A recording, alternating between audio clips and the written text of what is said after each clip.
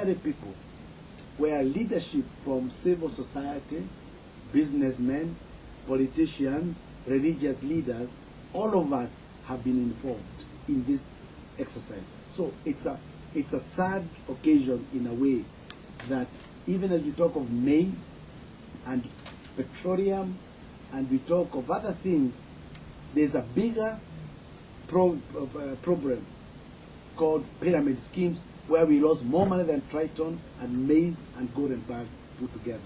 That is the magnitude of the problem that we are trying to address. We've consulted with other government departments and other government ministries. So we, as a ministry, have taken the leadership of this program. And in the work that the committee, the task force, is going to be undertaking, we know they'll be working closely with Central Bank, with the Treasury, with the other ministries that are relevant, CID and others, that are relevant in order to achieve this exercise. This exercise cannot be achieved by one single ministry.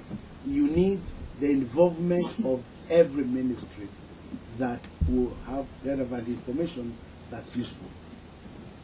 As I launch this group, let me also say that I appeal to Kenyans to come forward.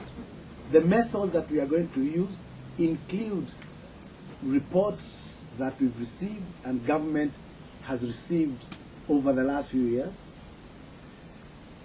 Government through various departments also has other information that's available to us that will also be studied by this team and the secretary that has been set up.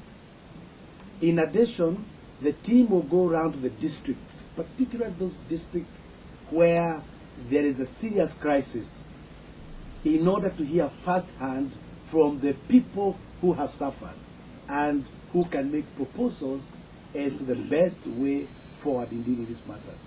So I like to ask the Kenyan people, do not let this subject die.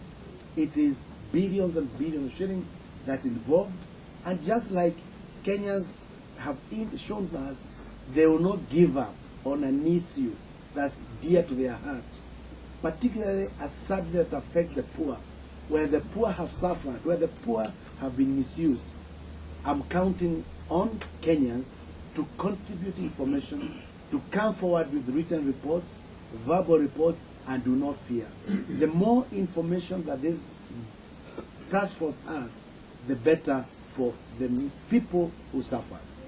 I have met, as I go around the country, people who have lost all their savings, civil servants who, on getting their paycheck, took it to these schemes.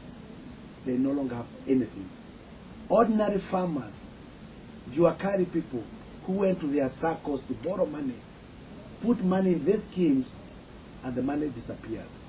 I've come across many teachers, many farmers, every category of Kenya who no longer have savings. Many have committed suicide. Many have died. Many homes are now broken because the wife never told the husband, and the husband never told the wife what they were doing.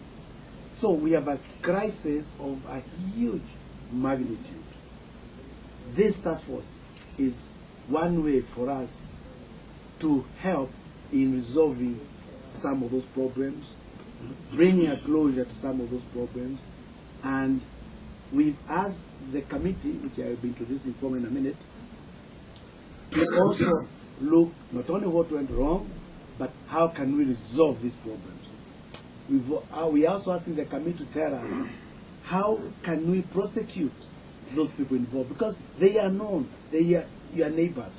You know them, they have Mercedes cars, they've built houses, you know where the money is. So what you know and what we know put together can only be useful for purpose of tracking those assets. So we are asking the task force to also track down those assets where it's possible.